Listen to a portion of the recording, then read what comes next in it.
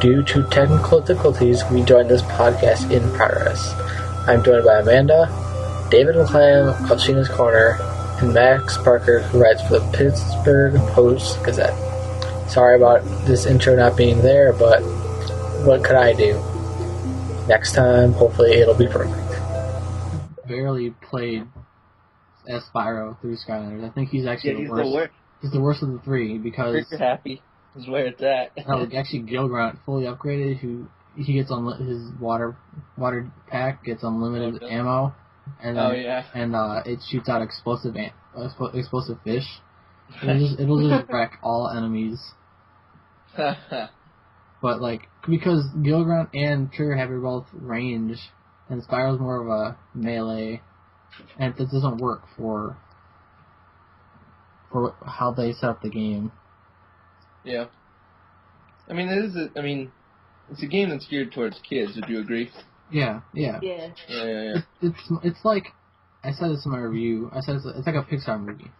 Yeah, a little bit. Yeah. It's aimed at kids, but there are things in it that anyone can enjoy. Yeah, and plus the business model is it's genius. Leave it to Activision to come up with an idea. I want Pokemon. Yeah.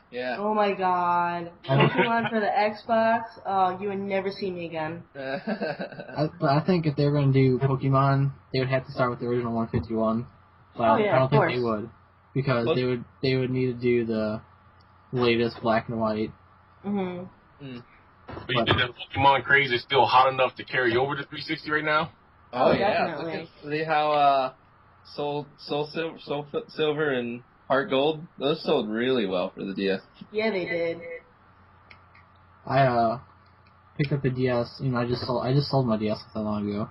Yeah. I picked it up and I picked up Soul Silver, White, and Platinum all at the same time. And I put in the first 4 days, I put 24 hours into Soul Silver. Oh. And I just gave up because the worst part is grinding. That's all that game is grinding. That's a franchise I never really got into as much as everybody else did. Mm-hmm. I used to play the cards back in the day. Yeah, so did I. I never got into the game. I don't know. Up until the ones that came out on DS, I've owned every single Pokemon game. I bought Red and Blue, and then I got Yellow, and I got Gold and Silver, and then I got Crystal. I owned all versions, and I had multiple Game Boys, so I would trade with myself since no one else around me had Pokemon. That's the only way. I owned Pokemon Pinball. I was beast at that game, even though it's not really Pokemon. But fan of. Yeah, I was actually thinking about buying that. The Pokemon Snap's on the Virtual Console for the Wii. Oh yeah? It's $10.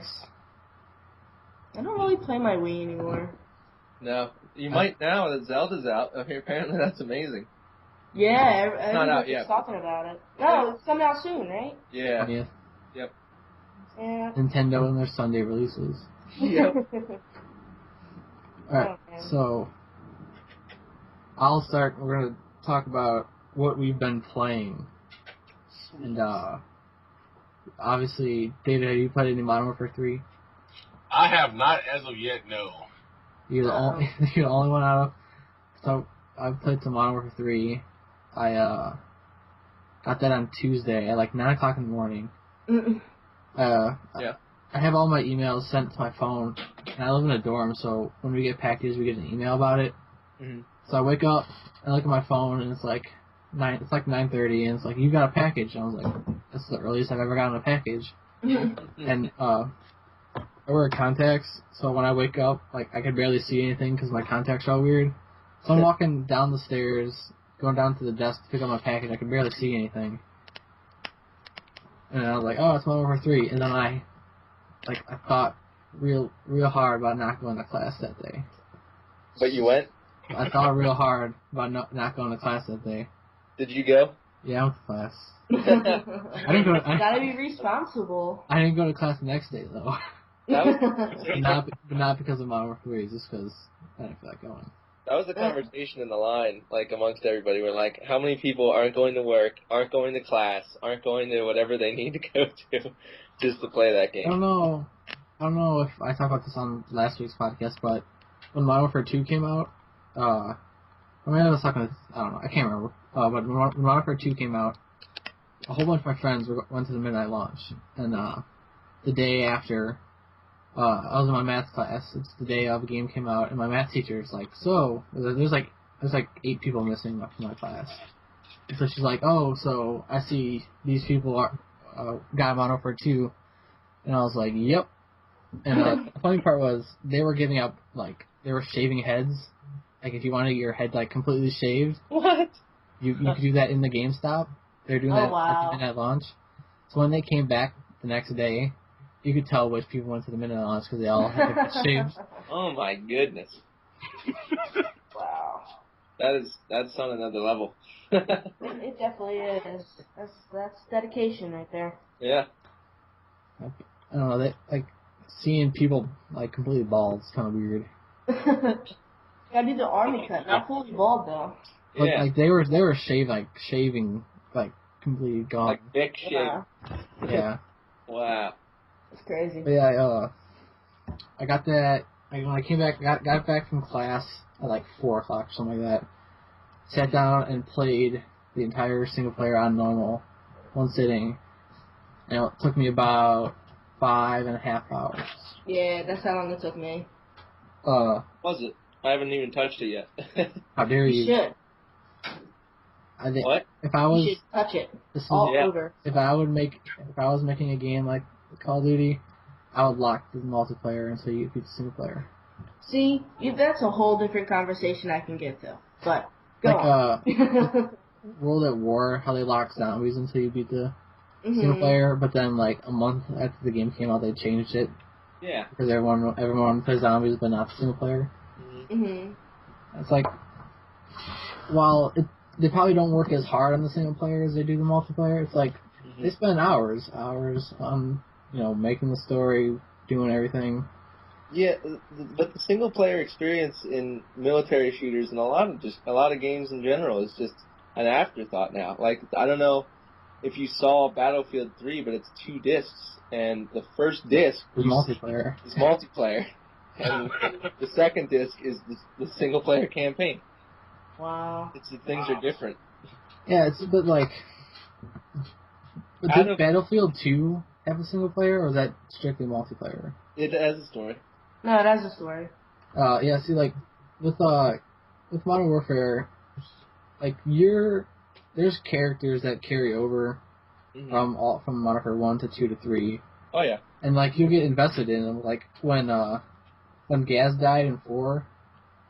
Spoiler. Spoiler.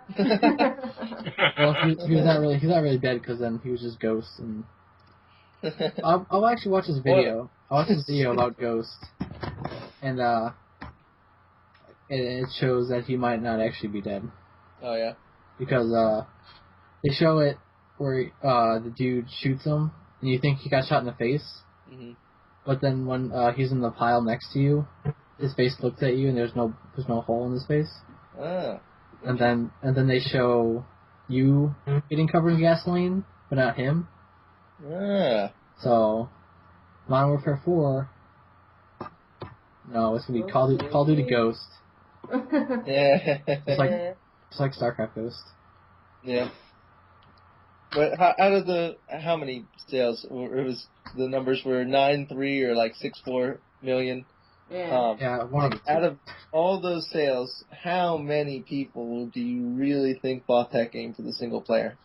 I don't think 20%. people buy it for the single player. I think they should play the single player. Oh. Yeah, I mean, honestly, for me, for all the Call of Duties, I love the campaign. I loved it. But honestly, I think if I'm going to be paying $60, I'm going to get X amount of time out of multiplayer, who knows how much. But for 5.5 hours or 6 hours or whatever, you can include a little bit more campaign. I mean, I love the campaign. Almost with any shooter I play the campaign first. Except I kind of broke my rule for Modern Warfare 3, but that's besides the point. But, I mean, I love the campaign. I really wish they made it longer. I know it's not going to happen because, you know, you think of Modern Warfare 3, everybody says, oh, I love the campaign. You never hear, you hear everybody say, oh, I love the multiplayer, blah, blah, blah, blah, blah, I play it all the time. You almost never hear anybody say, oh, Modern Warfare 3, I love the campaign. Seriously, if you heard somebody say that, they probably get smacked across the face. Yeah, I love the single player. I hear the single player is amazing. I used to play the single player campaign before I jumped into multiplayer, and then multiplayer shooters became, I mean, everybody had them, and that's what everybody does. Is just play multiplayer shooters. So I don't follow that rule anymore. So like, I played Modern Warfare 2 one sitting, beat the single player. Played Black Ops one sitting, beat the single player. And same for 3. And like, I don't feel like any of those were like cut off at any point. Like they could have kept going. They all, especially Modern Warfare 3, it felt like they stopped when they should have stopped. It felt like it was a good length, like it was like good story, and it felt complete. And just the way, especially Modern Warfare 3, the way they end it, I don't see them making a Modern Warfare 4.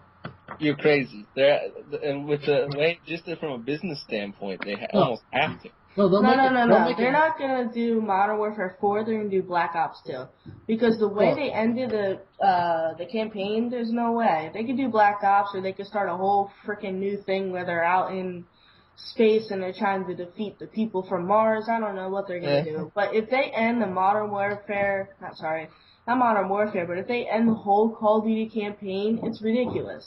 I mean, even like with Halo, they're like, oh, we're going to discontinue the Halo. No, they're not. You're crazy. Either that or you don't like money. Right. I think there was every intention of Halo ending after the last one. I mean, the way they set it up. But if you play through the whole entire campaign like I did at the end, I question that seriously too, because I'm like, okay, well, they just left it wide open. And it's kind of the same with the Call of Duty. Call of Duty has been a major, major moneymaker. And even if they don't continue on with 4, I agree with Amanda. I don't think there's going to be a 4, at least not right away. They're going to go back to Black Ops. It's kind of like flip-flopping you around so that you don't lose interest in it. And then it always heightens your interest for the next Modern Warfare. Right, and then they have 3 different companies working on the Call of Duty name, so they can just rotate. Yeah, exactly. But I mean, you know what? Everybody that I hear from, though, they don't like Treyarch. I mean, Treyarch, you know, they kind of put their name in zombies. Everybody I talk to loves the zombies. I'm personally not a big zombie fan. Maybe I need to spend some more time with it. But, I mean, everybody's played out all the World War II stuff. Everybody's played it out. It's been played out for years.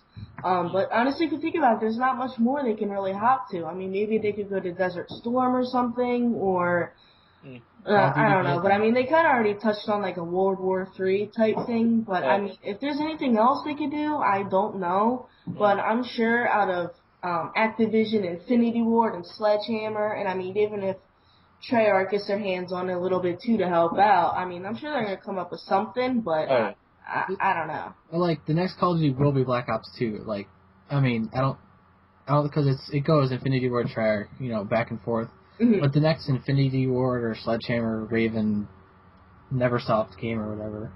But that just was the end of the story is not. It's not gonna be a Modern Warfare game. And I just think they're gonna do because with the whole court, you know, Weston Zampella thing, I think they ended 3 in such a way as to where they don't need to keep those characters around because they just want to get the whole deal behind them. Well, I mean, I heard from somebody that it's almost like tradition that they announce the next Call of Duty game about a week and a half after their release of whatever. Because I know after Black Ops, they announced Modern Warfare 3 like a week after. And I already heard from somebody that they're already talking about Black Ops 2. That's why I'm kind of saying Black Ops 2.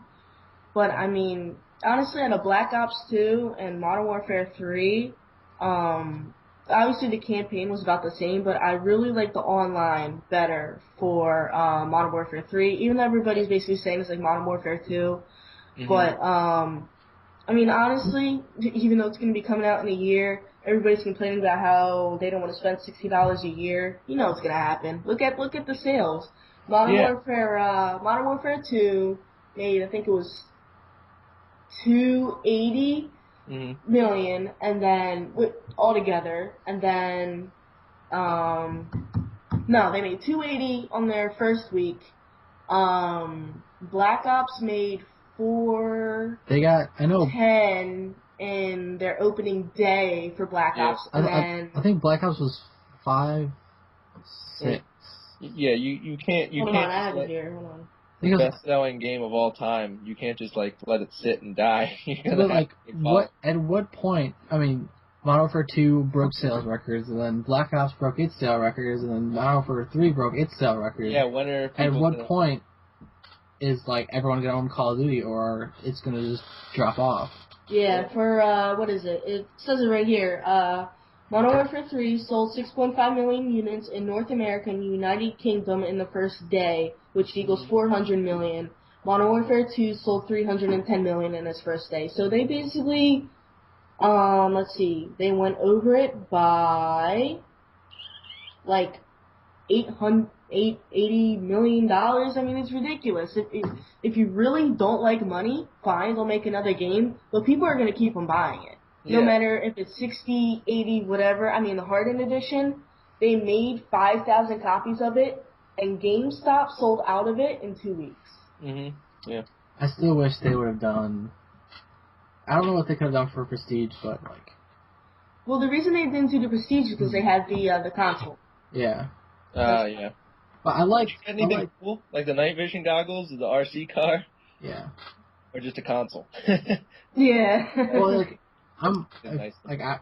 if I would have bought a Modern Warfare Collector's Edition or whatever, it looks like David dropped again. Do you think what? It looks like David dropped again. Oh, okay. But if I was gonna buy a Modern Warfare, like the top whatever Collector's Edition, I already have a 360. Yeah, so, exactly. Right. I think most people buying Modern Warfare these days have a 360 or PS3 or whatever. Yeah, there's still a percentage of people that are getting it because all their friends have it, and they might have an Xbox, so they go pick up. But this is the reason to buy an Xbox. This is why I liked the idea of the night vision and RC car, because it's like something. It's something like different. Like I had a ton of friends that got the Prestige Edition. Right. Yeah, that was a really cool idea, but. Back to why people buy Call of Duty. I mean, it's what makes it so amazing is that a lot of people buy it just because their friends are buying it. Definitely. Play with all their friends. I mean, it's pretty amazing. Oh, is he back? No, not yet. He's gone. Yeah. See, look, it's not me this time. Not me this time. He has called my internet provider. Sorry, guys. I guess it's having a random bout of internet PMS today or something. But, I mean, if you think about it, Call of Duty, regardless of people buying it for their friends and things like that, obviously, people do have friends playing it. Mm-hmm. But, I mean, if you start playing, it kind of goes in a cycle. If you start playing, your friend's going to play, your friend's friend's going to play, and things like that. I mean, within the first week, you see how many people are on Twitter asking, hey, I need a team. Anybody want to join me? I mean, I know I do it, and then I get randoms from Twitter coming to play with me, which is cool. I love interacting with the fans and things like that.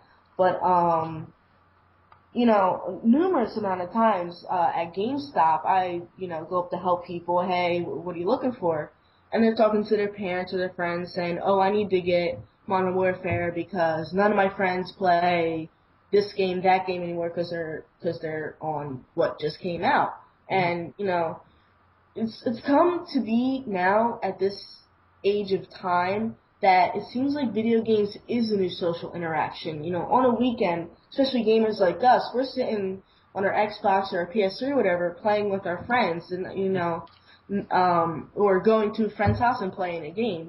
Video games has come to a point where it's now the new social interaction. I mean, even with tournaments and things like that. I know, up in New York at, the Porterhouse, they did Rock Band nights, and people go all the time to play Rock Band, just meet up and things like that. It's the new thing to do, to hang out with your friends and play video games. Yeah, same with midnight launches too. Everyone loves to Exactly. Yeah. meet up and discuss their favorite game that's about to come out. And Exactly. even in freezing cold. Yeah, I mean, the good thing with my GameStop, it's in the mall, but I mean, we had people literally bring TVs to play. It's crazy. It's like tailgating. Tailgating for video games. I love it. Yeah. Yep. Alright, so what else did I finished off Uncharted 3. How was it? I have yet to pick that up. I think last podcast I had already beat the single player.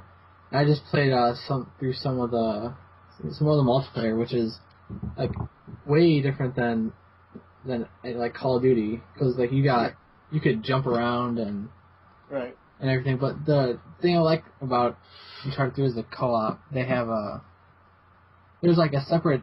It's not really a story, but there's 6 or 7 missions that if you play them in order, you get like a side story. Oh, yeah. And then there's like a survival mode that is like it's kind of like a horde mode, but they give you like different objectives. Like there's one where you have to get kills to count. You have to be within a certain area, or you have to go and run out and collect the treasure while still killing enemies, or just kill dudes and that kind of stuff.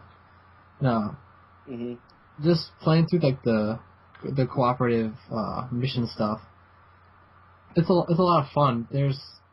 I think I put through one mission with Brian from Video Game Writers for his review stuff. Yeah. And I think it happened during Uncharted 1. Like the story that was happening in this co-op happened during Uncharted 1, which is kind of weird. That's cool. But it was like cool to go back to like places in the first Uncharted and seeing enemies and everything. Yeah. Still, the animations for melee kills is the best. Really? Yeah, if you get a running start and you hit the melee button, sometimes he'll slide between his legs and punch him in the nuts. Sometimes he'll just like uppercut him. Sometimes he'll slam his head on a tree or something like that. It's just like... That's cool. Yeah. That's something I never picked up. I never touched the multiplayer in 2 even. I picked up 1 and 2 at the same time just because I knew 3 was kind of around the corner. But I still haven't touched the multiplayer in that series. It's different, but it's fun. Like, 2 was the first one with multiplayer, and like when they first announced that, people were pissed because the first Uncharted, while there's people that don't like it and people that love it, but it was mainly single player game. It had a great story and all that stuff. And then when they said they were adding single player or multiplayer, you thought, oh, that means the single player is going to turn into a Call of Duty where it's 6 hours. Oh yeah. It doesn't matter, but like Uncharted 2 single player was still pretty long. Yeah. It was like 10 hours. Yeah, and then Uncharted 3, a little bit shorter. It took me like 8.5. But like I can't believe it's shorter. that's like 8.5 hours. That's great. Yeah, that's pretty good. Like when you go from something like Skyrim or Oblivion or like Fallout, where you'll spend hundreds of hours doing random stuff, right? Then you just want like a short story based thing, like a couple hours, like 8 hours, something like that. No, that's I've been also playing some Skyrim. Yep. I got that today. That's like speaking of multiplayer and single player games. It's pretty refreshing because Skyrim, it's just you, no one else. Yeah. There's no multiplayer option. It's only you, and it is refreshing in today where companies feel they have to tack on multiplayer, like Dead Space or something like that. I mean, I could see like the Elder Scrolls game turning into a good MMO. Where it's like you still have all the quests, side quests and everything, but it's populated with a world of actual people.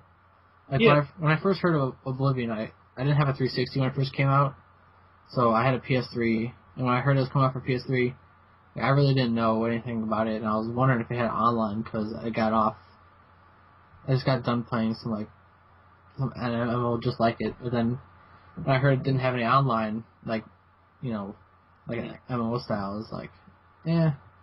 So I didn't pick it up then. Kind of surprising. You kind of expect it to be. Yeah. Yeah.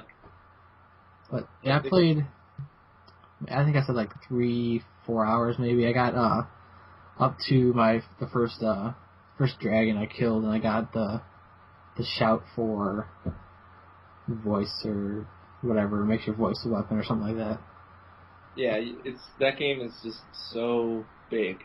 I Yeah. mean, Yeah, at GameStop, we actually sold out of strategy guides for that. Because everybody was like, the game's so big, there's so much to do, and yet again, it's usually hard to sell strategy guides for a game because, it's $20 and people don't really want to put down for it. You could just go to YouTube and look up things like that. But yet again, all of our regular guides sold out, and the collector's guides, we had 3 left, and they were just for reserves. But yet again, you see this huge pile of Modern Warfare 3 strategy guides sitting there. Yeah, when I went to go pre-order, they were trying to sell me on the strategy guide, and it was just like, don't you remember Oblivion, where the thing was huge and it sold out? And I was like, yeah, I don't need it. I bought the special edition collector's strategy guide for New Vegas, and that thing is huge. I can't believe they still make strategy guides, to be honest. Yeah. Actually, they sell for some games. Like, for instance, LA Noire. Like, a lot of people were picking that up. I got it. Well, okay. Let me rephrase. I got it because I got LA Noire for PS3 for my dad for Father's Day. And he's the kind of guy, like, if he doesn't know what he's going to do, he calls for me. So, instead of me getting off my Xbox and doing what I'm doing, I got him the strategy guide. Well, he has yet to touch the game. So, I used it to max out all of the achievements on there, unlocking all the cars and things like that. It was actually really helpful. But, if it's for little games like for Madden or something like that, like, there's no point. Right. Games like Oblivion is one of those games where, you're the gamer, so I don't need a guide. But then when you get so far into it, especially when you start closing certain gates, you decide after you spend like 30 hours, you're frustrated, you go back and pick up the guide. And that's where their money for that kind of stuff comes in. Yeah. But everything's online. Like, I mean, if you're stuck, you can find somewhere that has the answer. Yeah, when I started Skyrim, I like being like an archer, ranged type person. Okay. And there was like, how many classes? Like 10? Not classes, races? Something like that? The races. Because there are no classes. Yeah, and I was like, alright, there's all these dudes, and I want to find the one that's good at, that I could, make a good-looking person that's good at, archery. And I'm reading through all their descriptions, and I'm just like, none of these mention anything about archery. So I went to YouTube, found a video that describes the classes, and it's like, alright, this one sounds like it'd be a good archer, and then I clicked on another video of theirs, and it's like, they get plus 10 or plus 15 points in the archery. I'm like, alright, pick this person. But really, the way they set up the leveling system in Skyrim, it's so different from Oblivion, where you expect to pick a class, and then the class is going to designate what your skills are. But with this, you choose what you're good at. I mean, the way you fight, you'll level that skill up. So really, I mean, it was kind of weird for people who were used to the Oblivion system. They're like, wait a minute, what's my class? And you didn't really know what to do, or what your skills are. But, I mean, every race can pretty much do anything. Yeah, the leveling system is different than almost anything. Like, in Oblivion, you'll get better stats and everything for using stuff, but you start off with a class that's good at this. But I wanted to start off with a class that had extra points in archery, so then I can make it easier, because I played a couple hours of Oblivion, and just starting off, I chose the wrong class or something. Yeah. Okay. And just like starting off archery is not really a good thing to do when you have a low level. Yeah. Archer. Some people complain about the leveling system in Skyrim, and I don't know how you could, because, I mean, you don't just have to devote all your skills to, or all your combat in the, like, 2 or 3 skills. You can choose what you want to do, and you can use everything: magic, archery, hand-to-hand, two-handed, one-handed, and you can do anything you want. I've been going with a bow. I have some kind of bow. I can't remember what it was called. And then for when dudes get too close, I either switch to my war axe with shield or war axe with fire. Oh yeah. Everything. With fire. Oh, two-handed fire. Two-handed fire. Yep. Oh yeah. I got my skill's so high in that, so it really helps. And it's just like when like you have each like stat, like one-handed, two-handed, light armor, heavy armor, all that has its own level, and then you have your own character level, which I really don't know. Like it'll when you level up, you'll get an extra. You could say, oh, I want to put points in the health, and you'll get 10 health, or 10 stamina, or 10 magicka, whatever it's called. Right. Yeah, and then you can put a skill point in one of the trees. Yeah. And then those skill points are locked off by the level of that skill. Like everything has a level. Like your potion making, your two-handed weapon skill, your one-handed weapon skill, your magic destruction. Yeah, I haven't even gotten into like the alchemy and enchantments. It's your armor has a skill, heavy armor has a skill, light armor has a skill, speech, lock picking. Yeah. It's the one thing I don't like about this leveling system is, especially mostly just with speech, because when I played through the Fallout 3 and some of New Vegas, like maxing out my speech as fast as I can, because in those games you could pretty much talk your way through almost anything. Yeah, if you need to get in somewhere and there's a guard, you you could either pay him off or you could talk to him and then go through a speech check. With this, it's like the only way you can get your speech up is by buying and selling stuff. Yeah. And then there's some speech checks throughout the game, but you can read stuff like on speech, and there's stuff you can also wear to make your speech better. Yeah. I just like in Fallout 3 the goat test or whatever, where you just dump all these points. I see what's good about the Skyrim, and I can see what's good about like what they have in Fallout and like the BioWare games. There's like different. Yeah, very. I think the Skyrim system outdoes them all. I mean, the Skyrim system is incredible.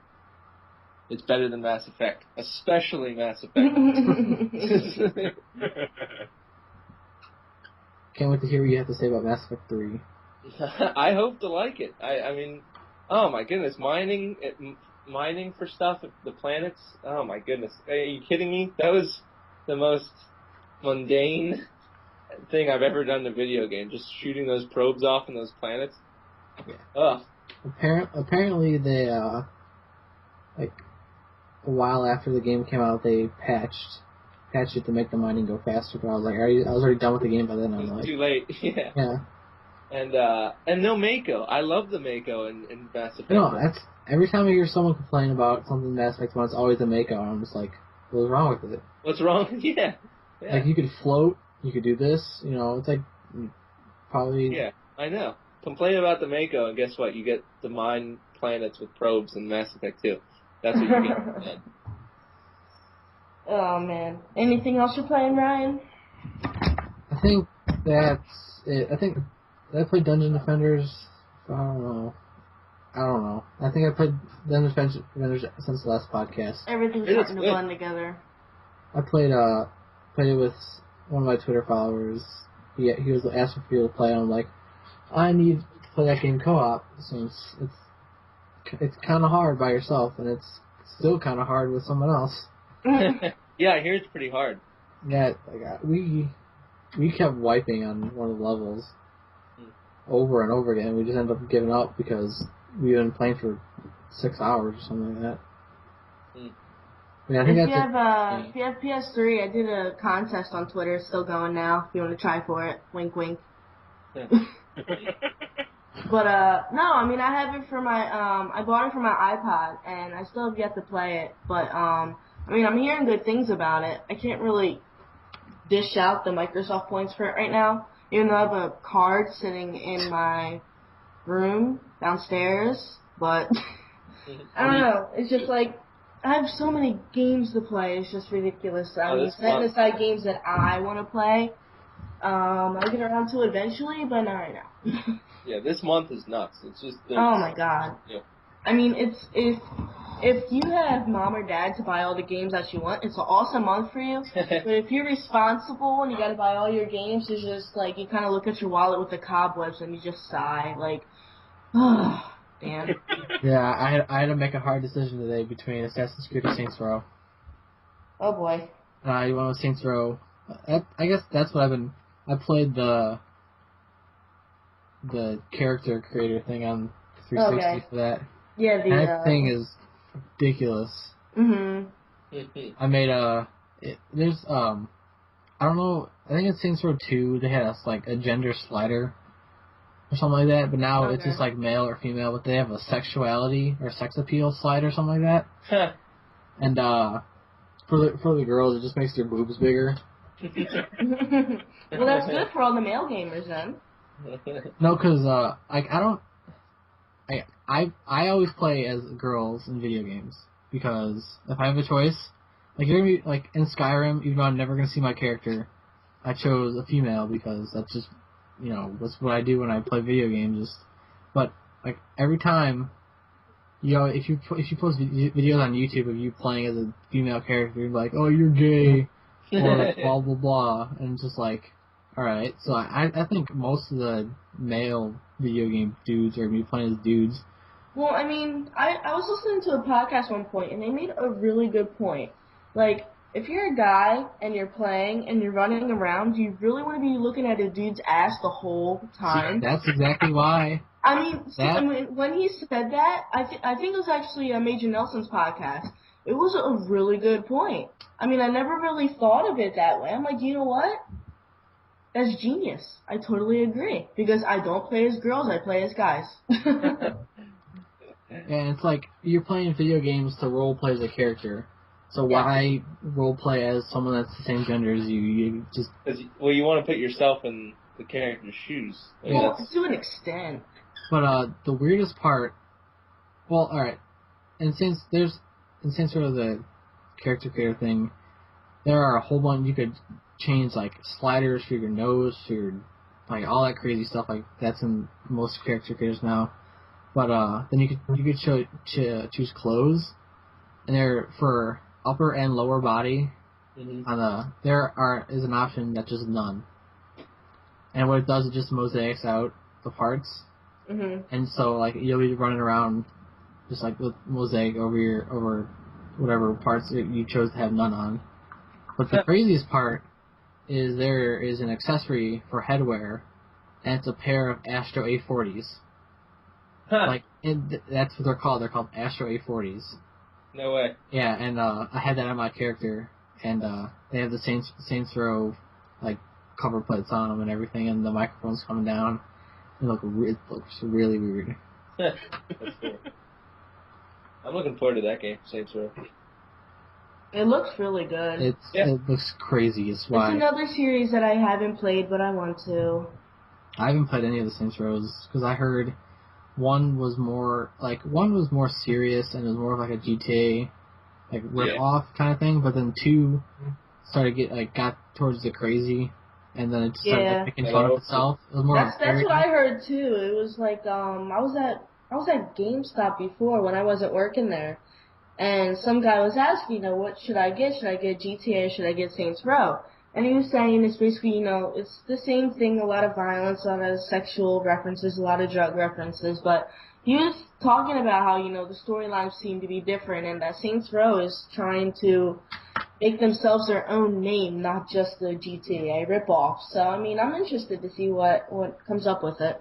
This one's way different than 1, because, like you said, the only one I played is 1. I played it all the way through it. It was pretty much a GTA ripoff, but from all the trailers and press releases that I've gotten on Saints Row, the new one now, it's completely different. I mean, you're jumping off of buildings and able to ride on top of jet fighters and all kinds of crazy stuff. Yeah, I saw the trailers for it. It looks really good. I don't know if you guys saw this, but like if you go to your crib or whatever it's called, you could get weapons, and the first melee weapon you get is a dildo the size of a baseball bat. Yeah. Wow. It's Wow. Yeah. I was expecting you to say like a frying pan or something Oh, like that. wow. Dildo the size of a baseball bat with a baseball bat handle. So you just go around. That is use interesting. This huge dildo. Yeah. And I don't think God. you'll see that in GTA anytime soon. No, probably not. No, they're really embracing like all the over the top. Yeah. And their like little catch line thing, if you look at like all their press releases, it's just strap it on. Yeah. Yeah. Oh God, that is insane. That alone's gonna be a seller. Like the best part, I was signing up for the website, and it asks you for your name and address and stuff, and I was like, I don't want to put this in, so I thought it was optional. So I click, continue, and then a pop-up comes and it says this shit is not optional. Like it says this shit is not optional. I was like, all right, I'll fill you out.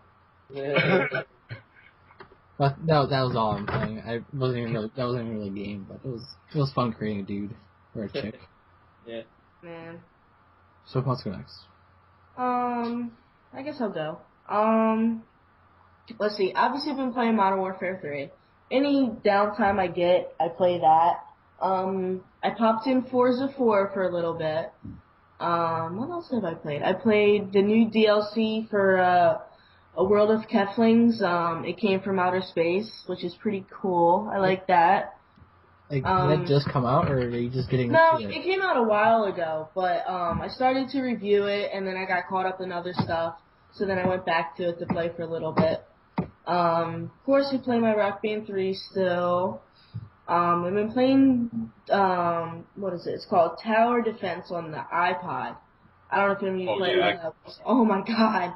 It's so addicting. I mean, when I go, it's my game that I go to if I'm, sitting around waiting for class to start, or I'm laying in bed, I'm not exactly tired yet. So I play that. It's a good app. Definitely recommend it. What else have I been playing? Oh god, there's so many things. I can't even think about it. Mainly it's just been Modern Warfare. I have been told by a bunch of my friends that I need to pick up Battlefield 3, so I think I'm going to be doing that soon. You don't. I won't. Oh, man. For console or PC? For console. Oh, man. I mean, you're really interested in it. My experience was not good with it. Really? Yeah. Server issues, drop in, drop out. Well, no, not drop it, just drop out. What else? Some texture issues, some lag issues. Is this the actual game or is this the beta? No, this is the game. Oh, yeah, awesome. Yeah. No, I reviewed the game. The story's not so great. The single player campaign, and then you get into multiplayer and just a whole another list of messes. Well, the good thing of working at GameStop is I can take it out for free. Oh yeah, there's so that's what I was copies gonna here. Yeah, that's what I was gonna It's a good deal if you get it for free. Yeah. Yeah. Also got some headsets to review too, so I gotta get around to that. But that doesn't really count as a game. That's pretty much it. And what everybody else is playing, I'm pretty much playing too. I'm definitely on Modern Warfare all the time. So, yeah. Short's relatively short. I think I'm done with Modern Warfare 3 for some time because I got Skyrim and then you just got Metal Gear Solid to send me, right? Yeah, I sent it to you yesterday. And then I got that, and then Saints Row, and then if I could scrounge up another $60, Assassin's Creed. Yeah, Assassin's Creed looks really good. And then, I did, what is it? Brotherhood. I never finished it because I just couldn't really get into it. I was stuck at this one part, never really wanted to go back to it. But from what I've seen and what I've heard about Revelations, it sounds like they took a whole different turn to it. You're not in Italy anymore. It sounds like you're going to a whole different country and bunch of things. Revelations is going to tie everything together. It's definitely the last Assassin's Creed as far as the main character goes. Yeah. So it's the last Assassin's Creed 2. It's Assassin's Creed 2-3. Yeah, so they're pretty much saying if you haven't played any of the Assassin's Creed, Revelations is definitely the one to get because they're gonna. I I've seen some of the trailers, and it looks like they're going to do a pretty good job of trying to go back and kind of break the speed a little bit. But from what I've seen in Revelation, yeah, it's definitely going to be the Assassin's Creed. Yeah, that's a series that they really are improving on with each game. If you go back and play one, it's almost unplayable. That game is not good. Oh, no. I Of loved course it. not. I love Assassin's Creed 1. Wow. Yeah. I played it through twice. Like, once, like, the first time I got it, not really hearing anything about it, and then you realize that there's, like, 3 things you have to do over and over again. But, like, if you play it through once and then I played it through once when it first came out and I got it again right before Assassin's Creed 2 came out. Like, playing it through the second time, you know what to do. And it just stabbing dudes is fun. You stab a lot of dudes in that game. But it's not well made in the first. They really. I mean, Assassin's Creed 2 and Brotherhood are way better, but I liked Assassin's Creed 1. Can you go back and play it and you're not like disappointed by it? Now I don't know. I haven't. I think I have it on. Let's see. I challenge you to do that. Yeah. I challenge you. I have it on PC. If it has gamepad support, I'll jump in and play it. But I don't know why I own it on PC, but I don't own it on Steam. Probably one of their sales that they got me. Yeah. But yeah, then I just contacted EA about. Not just a little while ago. Contacted EA about Need for Speed: The Run, which seems weird. That's the game that's gonna get lost in the shuffle, the November shuffle. But I have high hopes for it. I played it a little bit at E3, and I had a lot of fun with it. And I always have fun with the Need for Speed games, but and this one looks different, and it looks like a lot of fun.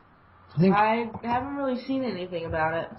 I think Criterion is the go-to the racing game developed for EA because I love Burnout more than Need for Speed. Amazing. And even the new Hot Pursuit game that came out last year. Yep. Last year? Yep. Yeah. That was fun, and it was more. It's a lot of fun. Yeah. It was like still like racing wasn't open world like Burnout is, but it was still a lot better than I thought. Yep. They're going more into the shift. There's 3 different Need for Speed games. They have Shift, the realistic sim type, and they got Need for Hot Pursuit. Yeah, I hated Shift. Yeah, Shift is horrible. Because it's like a weird hybrid of like arcadey and sim, and I don't want that. I want one or the other. And if you're gonna make a sim, nothing's going to compare to Forza, so it's just not worth my time. Forza is it's the standard of driving sims. It's the best drive. 4 is the best driving game ever made, in my opinion. Our parents. No, man, Cars is the best driving game. Cars 2, the video game. Not including kart games like Mario Kart and stuff. Okay, well, I guess you don't know what I've been playing. I'm taking you to the other end of the spectrum. Go ahead. I've been playing a lot of Dance Central 2. Of course, I have it from Harmonix for a review.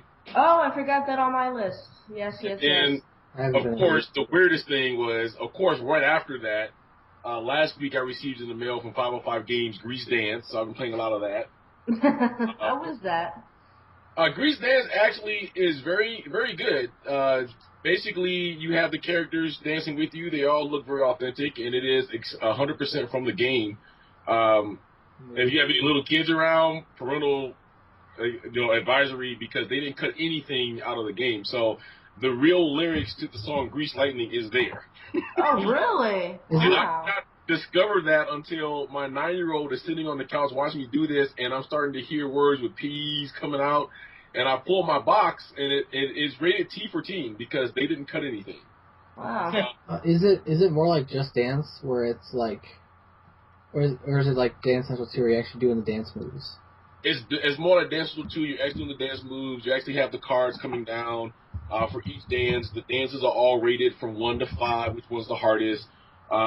Which Grease Lightning is one of them, because if you've ever watched Grease. Let's put it this way, if you ever watch Grease and you memorize the dances from watching the movie, then you should be able to pull off 100% on the game. Oh. I know what I'm going for. It's just that precise. Plus, they also threw in other elements with it, unlike Dance Central, where This one has a full-fledged karaoke mode. So if you just want to sing the song, I the characters will do the dancing and you can sing the song, or like in dance, or like with Michael Jackson's Experience, another Black Eyed Peas Experience. If you want to sing and dance, you can do both. So I've been playing both of those a lot, DC and Grease Dance, because I have reviews coming out for Damsel 2 tomorrow, and then for Grease 2 next week, or Grease Dance next week. Surprisingly, I've been playing a lot of, well, maybe not surprisingly to most people, but a lot of Madden and Info 12. But I'm now deeper into NBA 2K12. That was probably the shocking one because a lot of people shied away from buying it because there's no season right now. We're still up in the air to have one. But 2K did a really good job with this one. You know, usually their big game seller was that, you know, you had real life updates and the games were live. You can play the same game.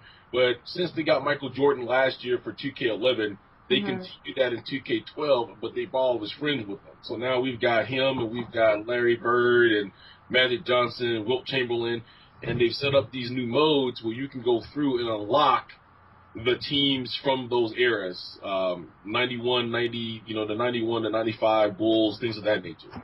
Mid-90 Bulls, best basketball team ever. Yeah, so it's a lot of fun. And then I've been playing, I know, don't laugh, because wait till you see my review. If you guys don't know, I just opened up a new channel called Tech iOS, because I get a huge amount of iOS developers writing me to do their games. But EA had a game sale about 2.5 months ago where they just went crazy and they put all of their games in the App Store for iPhone and iPad on sale for 99 cents. Yeah, I remember. I bought a bunch of games from them. Yeah. They do it every now and then. I just got an email from them that Dead Space and Bad Company 2 are 80% off. Yeah, and see, a lot of games are 80% off now. I picked up Dead Space in that 99-cent sale. Now you have to kind of, you know, being as skeptical as I am, if you guys ever watched any of my videos, I shied away from it when the game was like $9 because I'm like, okay, it's Dead Space on an iPad. But surprisingly, Dead Space on the iPad rivals that of a console. Yeah, I heard it was really good. It's very good. I'm about to do a review on it, put on my newest channel here in the next day or so, but it's very good.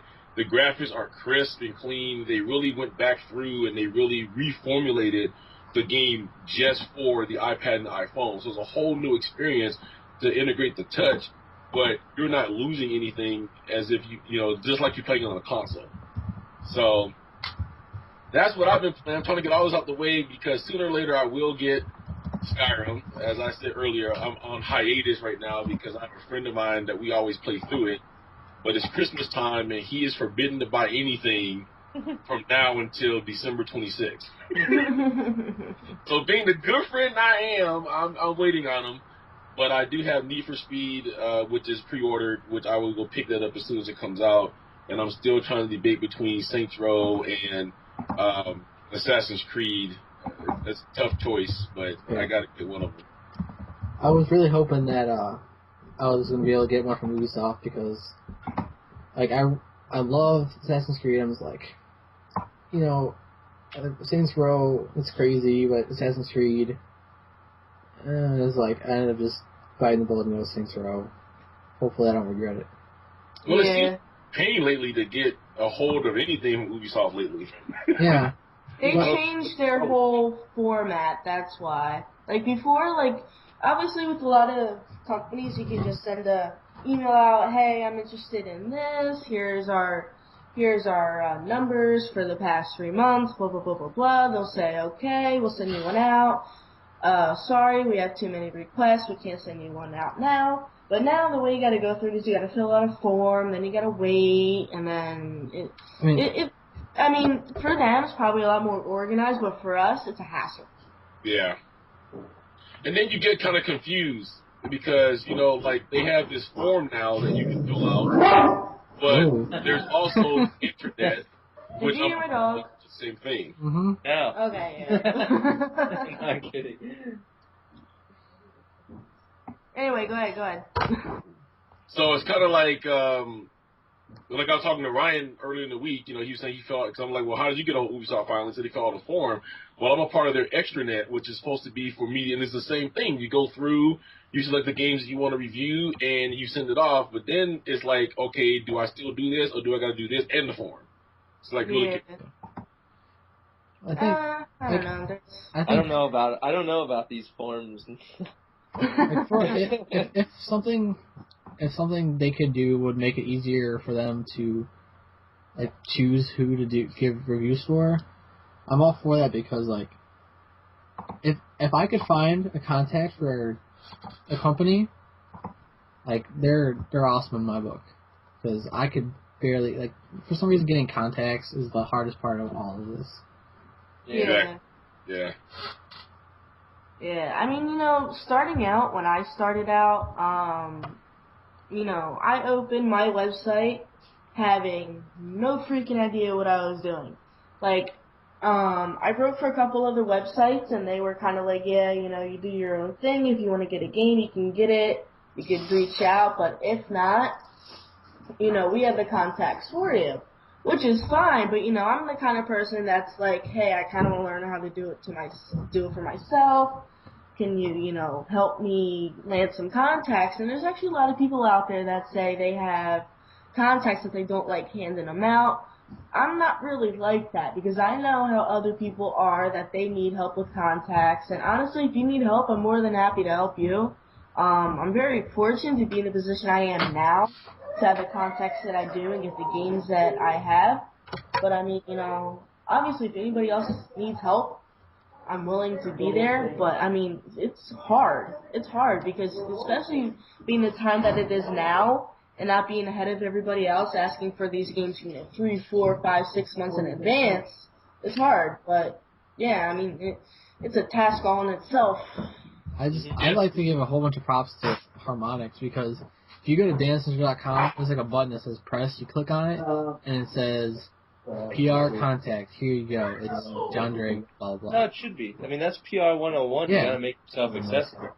Mm-hmm. Harmonix always taking care of their press and their fans, though, which is a really good thing. Yeah, I mean, I love Harmonix. I mean, starting all the way back from the Rock Band days, they've always been there.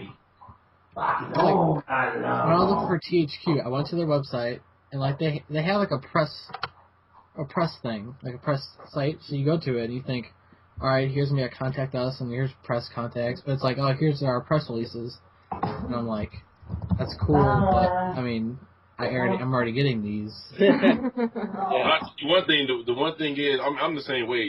If anybody needs any contacts from me, I'm more than happy to share, because I get, like I said, a ton of iOS and Grease Dance 505 games, and then what ends up happening with those reps is they pass you on to other reps. But when I really blew up was the first year I went to E3.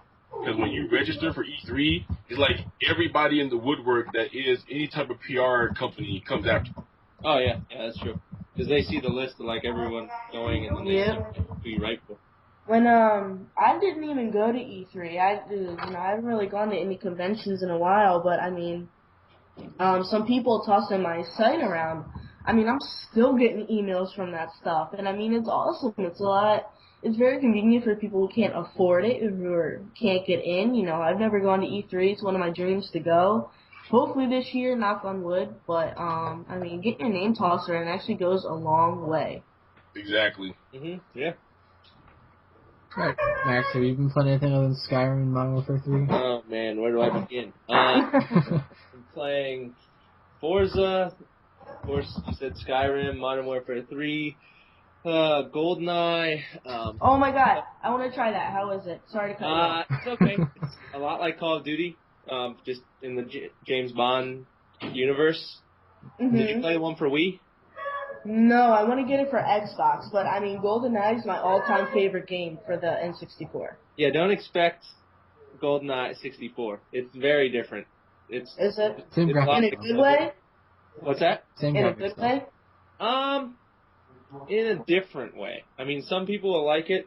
I doubt anyone's going to like it more than the 64 version. Okay.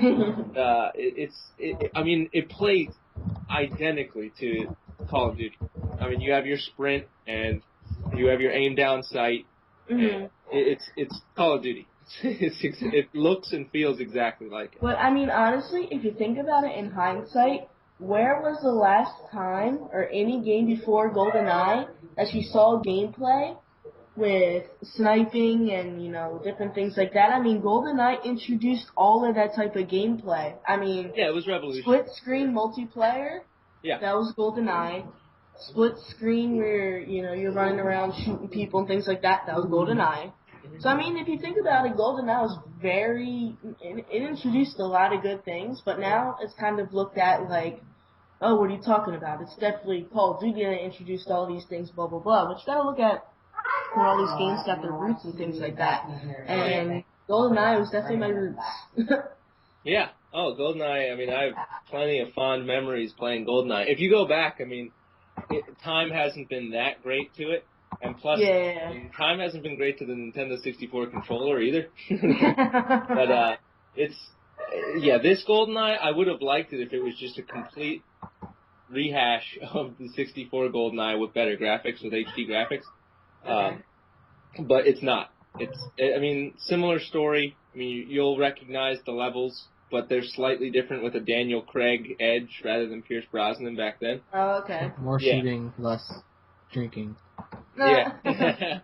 I say bring back Pierce Brosnan. What's that? I say bring back Pierce Brosnan, the best Bond ever. I like makes the martini shot, not stirred. I like Daniel Craig. But I've been playing, so GoldenEye, Sonic Generations, I just finished up. I'm playing right now Halo, Combat Evolved Anniversary, which comes out. I got denied for that. I can't really say anything about it. No, I know. But yeah, Monday is when I can start talking about it. But I've been playing that. What else? What else do I have here? There's a lot of stuff I just haven't gotten to. Happy Feet 2. I'm pretty much done with Dance Central. I just don't have enough time for it anymore. But I really like the time that I did have with it. And that's pretty much it. Oh, and Home Run Flick. Or Flick Home Run for the iPhone. Oh, okay. How's that? Oh, fantastic. It's just a stupid little game that you just hit home runs with your finger. But then you, like, level up your power. It's like a little RPG. Let's get it for 99 cents. Nice. So that's all we've been playing, so let's talk about some new releases. Alright, well, before, I'm sorry to cut you off. That's right. But I just gotta talk about it. This Penn State thing. Really? That, I only heard about it. With my professor about it on Tuesday. I don't want to say argument. We got into debate, and then it got a little heated. But, I mean, I'm a big sports fan. I listen to majority of the sports radio talk. ESPN is one of my main go-to channels that I wake up. I watch that, see what's going on. But I mean, all the stuff that's coming out and being close to Penn State and having friends that go there, it's just like, I mean, I don't know if you guys are following it, but do you think the reputation of Penn State's done? I would say it's done. But I think charging is backwards because of what I read slightly before the podcast. You know, it's not even the coach that did anything. It was basically his assistant is saying that they saw this other guy do it, but he told the coach, and the coach didn't do anything, so the coach gets fired. I don't necessarily agree with that. If it's not handled correctly, my main thing is Penn State is pretty upset because the coach was fired, which is understandable.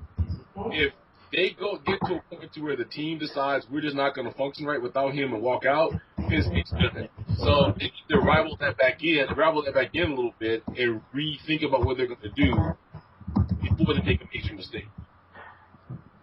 Yeah, I mean, I've been following up with all of it, and Joe Paterno, he didn't see anything. He heard about it from one of his, what do you want to call it, one of his staff or something like that, and then he went to the president of the school and said, I'm going to be going to the police with or without you. and, you know, you can do whatever you want, but I'm just telling you what I'm going to be doing. And then the president said, no, don't go, we'll handle it. We don't want you to, you know, you need to focus on football, whatever you need to do. That's fine. Paterno, I don't think Joe Paterno tried. Go to the cops. He just reported it to the president, and that was it. He had no intention of reporting it to the police, I don't think. No, he said he went to the president and said, I'm going to go to the cops with or without you. And the president said, no, don't do that. I'll handle it. It's something that is kind of out of your hands, and you're going to get too much over your head. And I understand that. But when the president didn't do anything, that's when you follow up and go to the cops. That's my problem. Right, yeah, he needed to follow up. Exactly.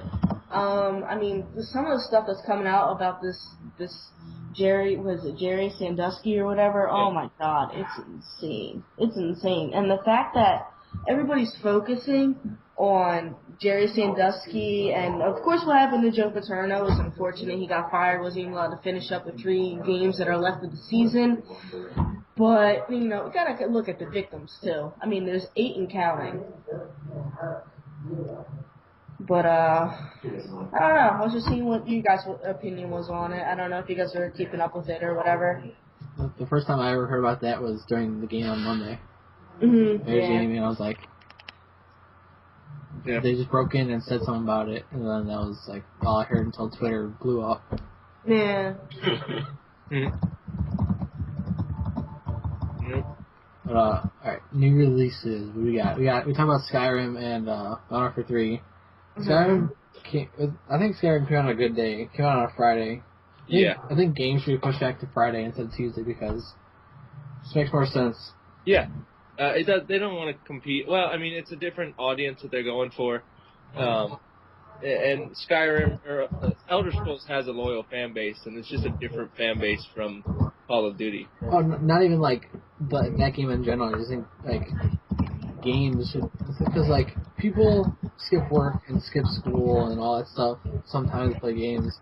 I think if it was on a Friday, like it just makes more sense that we could throw games out on a Friday because I agree. Right before the weekend you pick it up after work or whatever. Back to school. To release media on a Tuesday, like CDs, DVDs. Then the Modern Warfare 3 of course came out Tuesday. And Metal Gear Solid HD Collection, which Metal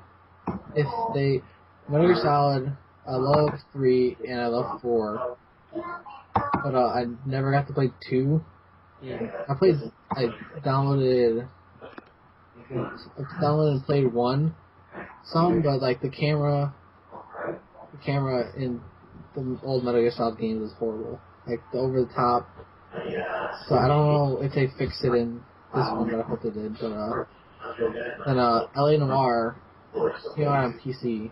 Actually came out with all the DLC, which the complete edition. I bought LA Noire and I bought the season pass, and I still haven't gone back to it to play any of the DLC yet. Oh, so good! I love LA Noire. I mean that game. Great.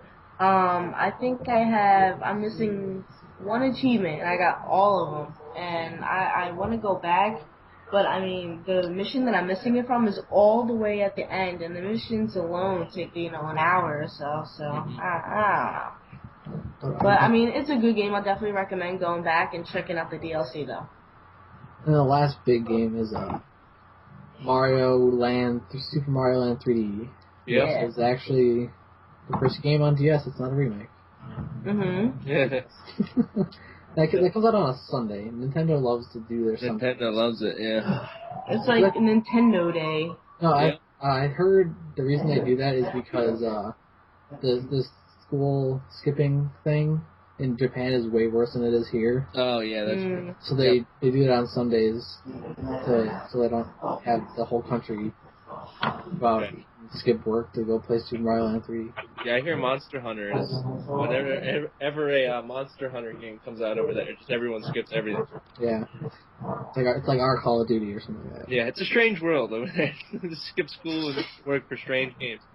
And I think next week is the last week of the big releases, like 18 games coming out, but Yeah, I don't really know if any big games are coming out after that besides Arkham what is it? City There's comes out on PC. Yeah. Need for Speed around the 15th.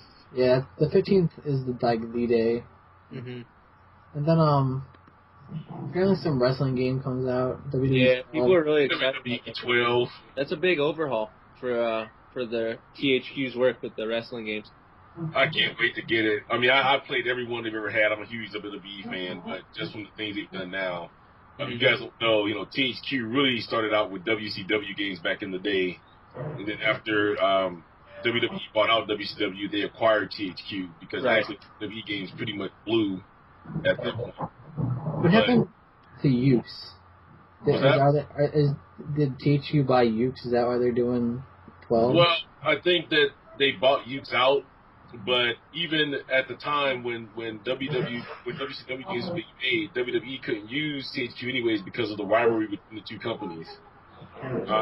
But yeah, this one, if you pre-order WWE 12, you got purchases that they're going to give you like The Rock as one of the characters. Yeah, one of the DLC, right? Maybe I should contact THQ about this because, like, I watched a whole bunch of wrestling back in the day. Back when I was a kid, like 2 years ago. But and then like recently, I went back. When I was at home for either fall break or something. There's nothing on TV, so I turned on USA. USA is an awesome channel, and then it was Monday, so there was Raw.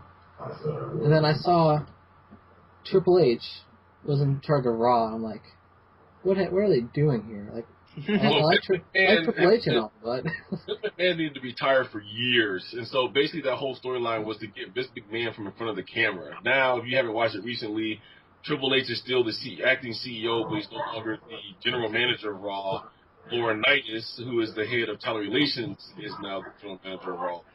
So it's all to get him to retire. The thing I like about WWE the most is when they get the announcers in on fighting, because the last time I watched wrestling, it was John Cena and Jerry and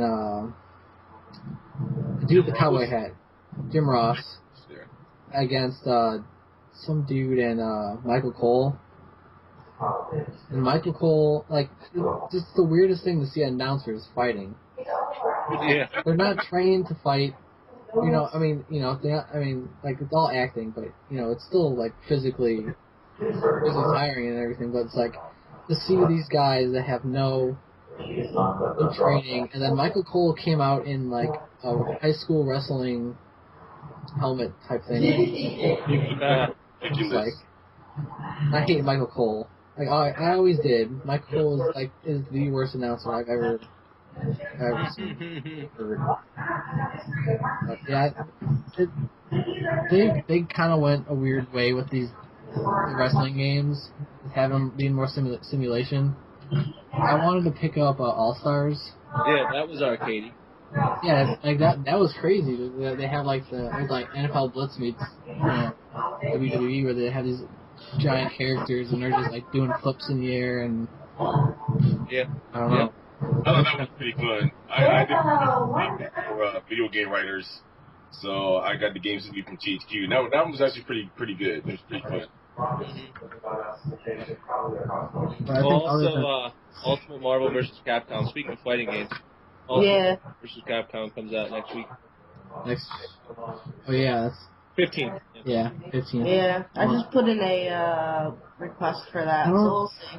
Mortal Kombat 9, the new Mortal Kombat, was the only game I really got into because, like, I don't know, I'm not a big fighting game guy, and I own 2 for PS3, like when they released it or whatever, so they put it out on PS3.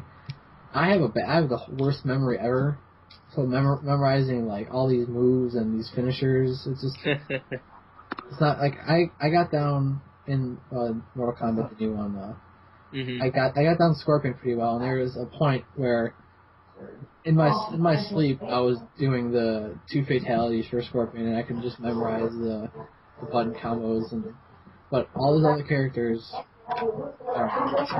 Yeah, I'm a big fan of fighting games, and kind of recently I've fallen back in love with them. It's so fun to just play one-on-one with someone online. I always It's great, especially with someone you know. You can lose hours just playing over and over and over. Like I've been playing a lot of Third Strike, the one that just came out again for Xbox Live, and of course Street Fighter 4, Super Street Fighter 4. I've been playing a lot of that too. You know what fighting game I like to see, but it'll never happen? Street Fighter versus Mortal Kombat. Yeah, that will never happen. You get Tekken and Street Fighter. Yeah, but like Street Fighter, like, I could. I don't know. Just like I like Mortal Kombat because it's all blood and ripping dudes' spines out and everything. And I just think Street Fighter is it's, number 2 or number 1 depending on like the top 2 fighting games are Mortal Kombat and Street Fighter. Oh, Street Fighter for sure. Overseas, I mean Street Fighter. Yeah, that's exactly why it'll never happen because Street Fighter is big overseas and Mortal Kombat's big here, and getting those two to work together. Did you watch any Evo? No, I've watched Giant Bombs like every now and then have like their stuff, their community nights and stuff. I just watch some Street Fighter and I'm just like, I have no idea what's going on. That's not even like high level. It's just like regular dudes. I can't imagine what Evo looks like. There's a lot of lingo. Yeah. I think after next week it'll. What's going on in the background there? Me? I don't know. Someone. My mom's watching TV, but it really isn't that loud. Oh, okay. But I think that's all the releases for this week. There's a couple of things in news we were talking about before where Modern Warfare 3 sold anywhere from 9.3 to 6.5 million in this first. No, it was 6.5. I don't know where this 9.3 came from. That's freaking crazy. 6.5 million in its first day, which was 0.9 million more than Black Ops. I think Black Ops did 5.6. And then it's just ridiculous how many damn copies I think sold in its first day. Yeah. Oh my god, that's insane. I mean, on another level. Yeah, I mean, a lot of people are talking about how Modern Warfare 3 is basically going to be Modern Warfare 2 or whatever, and you know what? It may be true, but it's still a new game, and I love it. I love the online. Oh, yeah. This is the first of any of the Call of Duties that I like every map. Black Ops, I hated almost every map. But, I mean, they really got it right. I like every map I've played. And there's a ton of them, too. There's still... I mean, I've played them all now, but I was hours into the multiplayer, and I was still experiencing maps for the first time. I was like, wow, how many maps? Oh, yeah, me too. I mean, I played multiplayer for... I think I had maybe... 6 hours in or whatever, and I still think there aren't maps that I haven't played. And seriously, all the maps that I played, there's some that I still don't have quite down pat yet. Yeah. It's like, I don't know, I mean, there's some maps that I definitely like. I really like Underground, and there's another one. I can't remember the name. I still don't know the names of them. It's insane. I never learn the names of maps because it's like, the way I play is I get into a match, I'll play 1 or 2 rounds, and then I'll back out and just jump into a new one. And, like, I get the same maps over and over again. Like, that one that is kind of like Crash from Call of Duty 4, with the helicopter in the middle. Yeah. Like, you can tell they definitely took some ideas from other maps and put them together, but what they did, one thing I really like is that there's a lot of big maps, which causes a lot of run and gun, but... Yet again, there's also a downfall that there are so many campers. And I'm a camper, but damn, I don't camp that much. Well, that's why kill confirm mode, it kind of does away with that. You can't, if you just camp, you're not going to get credit for your kills because you have to go pick up the dog tags. Well, you do get credit for your kills, you just don't get the 50 points or whatever. Yeah, they're worth half as much. Well, yeah, but, I mean, kill confirm is really fun. I really liked it. I mean, when I saw the videos for it, I'm like, this looks kind of stupid. But when I started playing, I actually like it a lot more than regular TDM. Yeah, so do I. It's really good. I am a domination person all the way. Okay. I run. I don't camp. I'm running all over the place. My KD last time I checked was 0.52 or something like that.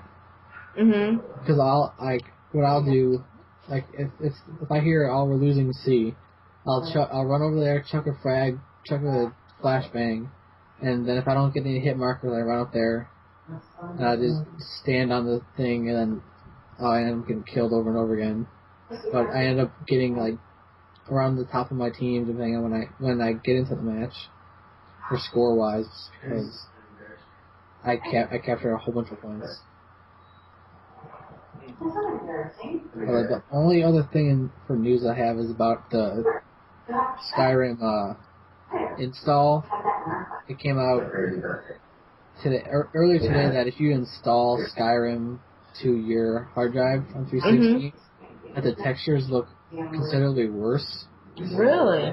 And I first saw this on Video Game Writers, and then I went in and uninstalled my copy because the first thing I do before I even start playing a game, I install it just because I have the 250 gig hard drive, so I just install everything. Yeah.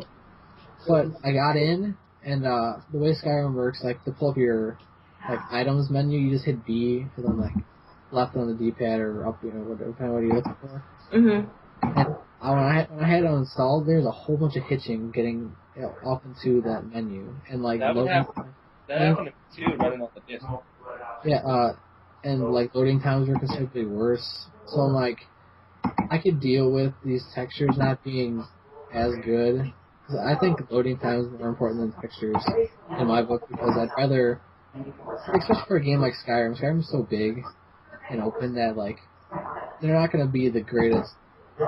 It's not gonna be the greatest graphics ever unless you're gonna get 18 DVDs and a thing or something like that. Mhm. So Yeah. I just The game looks better at the things in the distance. Better than the things up close. Yeah. That's why I installed it, and I was like, they said they're working on a patch, so eventually I'll get a patch and everything will look better. But for now, I'd rather have them, faster loads and everything. Which in that game, load times are fast as hell when you're installed. Yeah, I know that. But I'm speaking of patches. They actually, while we've been doing this, they actually released a brand new patch for Modern Warfare 3. I don't know what the patch is for though. Oh yeah, I saw that on Twitter, but I heard there's a couple of people saying that it broke their game. If you're playing when they updated the patch, you get a whole bunch of can't connect the matches or anything. Yeah, I got that earlier. Actually, I got it earlier. I sent a message. It was a lot earlier though, not recently. A lot of people have been talking about the update within the past hour. I got this around maybe I don't know, maybe 8 or so, 7:38 or whatever. I kept on getting disconnected from server or whatever, and I actually tweeted to Xbox support, but I just restarted my Xbox, and then it was fine right after that. So I guess that's what it was. It was actually Zach that was talking about said he got the update from Modern Warfare 3 when he was playing. And now he can't play with his game. He can't play with his friends, and he's having frame rate issues. I don't think a patch could really impact. It was really hurting Xbox Live yesterday. People couldn't send and receive messages. I was getting that. I thought it was just me. Yeah, that was Xbox Live. I think Call of Duty destroyed Xbox Live. I was getting that. I thought I was just being I don't know, my Xbox was acting up. I'm thinking, oh my god, I just bought this thing. Please don't tell me I have to trade it in. So I restarted my internet and everything. It went on for a good hour and a half, but I mean finally it just kinda solved itself. Yeah, it happened for a while and they got it together. But Well, kudos I'm to glad it wasn't Activision. me. Kudos to Activision for being able to handle the biggest game launch ever on day one. Like I said before, I'd rather have Call of Duty Elite down than the actual game. You what? I'd rather have Call of Duty Elite be down than the actual game. Yeah, of course. Yeah. Like some other game that came out. Battlefield has, probably less than a tenth of the copies out there. It sold 5 million in its first week. Yeah, I don't beat that in its first day. Right, yeah, and it couldn't handle anything on day one. You couldn't do anything. You couldn't get in one match. It was ridiculous. But seriously though, if you think about it, Activision, EA is known to be doing that with a lot of their games. I mean, I'm a big sports game player. I mean, I buy my Madden every year, buy my NHL every year, and I tried FIFA for a little bit. Any of their games, they have server issues. NHL 10 still has issues. It's ridiculous. Their server NHL 11. Their servers are so bad that I still have not been able to connect with NHL 11. They tried to fix it and couldn't. Oh yeah, I know. Finally straightened out for me, but I have a friend of mine who says he hasn't made it past the starter set of Ultimate Team because he kept getting booted. Yeah, it's insane. I mean, you know, like I said, we're paying $60 for this game. And when we want the game to come out, I understand you're going to have little server issues and things like that. I mean, Call of Duty sold 6.5 million copies in a day. Nobody can really expect you to have it completely perfect for the first day. But I mean, for EA to be having issues when a game's released 2 years later, it's ridiculous. $60 worth? But Activision did have it almost perfect for day one. I mean, there were barely any issues. It was on Xbox Live side. I know. Any drop matches or anything. Yeah, I know. I mean, you know, we gotta give it props to Xbox. I mean, I understand we do pay for our subscriptions, and, you know, with the whole PS3 thing and everything like that. But, you know, I'm relatively happy with my Xbox. The only thing that I am upset with is the fact that I've gone through 5 Xboxes that I've red ranked. But I mean, obviously I got the new Xbox and I haven't had any issues with that, so, but yeah, we can do. Yep. Is that it for news? Anyone else have any other news stories they want to talk about? I do want to talk about one more thing. The reason why David is here is because we want to announce that, I guess you could call it a partnership. Would that be the correct wording, David? Of course. Alright, sweet. So the Gaming Zoo and Cena and his whole freaking title with his crazy amount of followers and with his new channels going up and being partnered with YouTube and everything. And David and I have been friends for a very long time. I'm on his Team Cena team with Rock Band and things like that. And we have finally decided to join forces. Cool. I'm very excited about that. I do want to say that very proud of you, Amanda, for the things you have accomplished. I know you got a hold of me before you opened the site, and I gave you a couple of pointers and tips, and you took those and ran with them. You got your own staff now. Now I'm on your podcast, so I'm really proud of you and proud to be a part of you guys and see if we can make some things happen. Yeah, I'm excited. And also want to thank you, Max, for joining. Thanks for Brian... Good. Yeah, when Brian told me about you, I've actually, you know, like I said, I'm relatively new at this stuff, so I don't really know a lot of different writers. So we're trying to meet a lot of different people, and you seem like a cool guy. So hopefully we can all get together on Monomore Affair or something like that and hang out. Maybe have it back for another time. Yeah, definitely. Yeah, thanks a lot for inviting me on the podcast. Right. Any, what you guys want to hand out your Twitter names or any other plugs? Yeah. My Twitter name is PandaTC. I'll spell it. PANDAA _TC. I have 2 A's for Panda. It's a long story, but was it already taken? Well, when I was with the PMS clan, PMS Panda with 1 A was taken, so I had to add another A. But I'm actually known for the 2 A's, so I keep it around. And also, of course, you gotta follow the Gaming Zoo for Twitter. We do a lot of giveaways. Usually on Fridays we do big giveaways. We give away Xbox Live games, Xbox Live points, PSN games, and I've actually gotten some Call of Duty Elite codes to be given away. So if you guys want to stay tuned for that, we'll definitely be giving away those. Spent $50 on that. Come on. Alright, David, you want to do your plugs again? Sure. Cena5401 on Twitter. YouTube channel is Cena's Corner, same name for the website. And we have a couple other channels, so just go to Cena's Corner. They're all listed there. And we'll be doing some cool things here coming up with the Gaming Zoo. Here coming up pretty quick. Excited. And Max, I actually have a question about your Twitter. Yeah. Twitter name. Go tell everyone what it is, and I'll ask you the question. All right, it's Game Guy PGH, all one word. Game Guy PGH. It's my Twitter name, my Skype name, my Xbox name. Yeah. What does PGH stand for? Pittsburgh.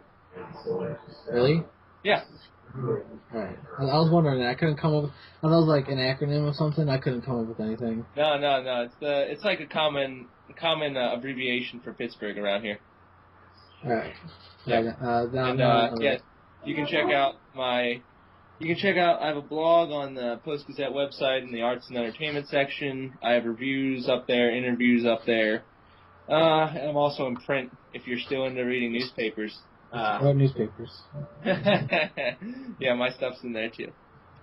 Alright, and I'm www1221 on Twitter, and I subscribe to the Game Zoo, and I write for Examiner. I'm the Chicago Games Examiner, even though I live in Indianapolis, but don't worry about that. But I just put up my Modern Warfare 3 review over there, and Skylanders just went live on the Game Zoo, I think at noon today, or noon or something like that. And then I'm working on Skyrim, and then all those other games that are coming out. Yeah, I usually post my press releases, and then I usually do the review if games I'm interested in, or, you know, something else I've played before and I figured it deserves a good review. I can't. Metal Gear Solid's gonna be a pain, because that's 3 games in one, and Skyrim. Skyrim's a bigger pain.